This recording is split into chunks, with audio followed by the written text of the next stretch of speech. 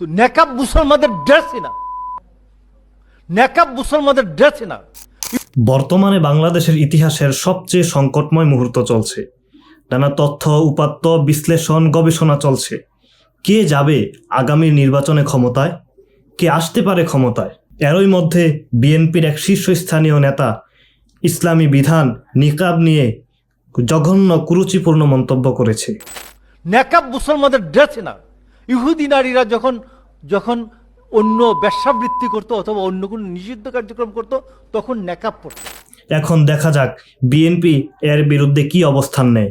এটা কি বিএনপির দলীয় অবস্থান, না বিএনপি এটাকে পরিষ্কার করবে জনসাধারণের সামনে যে এটা তাদের দলীয় অবস্থান নয়? তাই এখন দেখার পালা। বিএনপির মেজর জিয়াউর রহমান সংবিধানে আল্লাহর উপর সম্পূর্ণ আস্থা ও বিশ্বাস অন্তর্ভুক্ত করেছিলেন, কিন্তু সেই শহীদ জিয়ার বিএনপি কি আর আছে?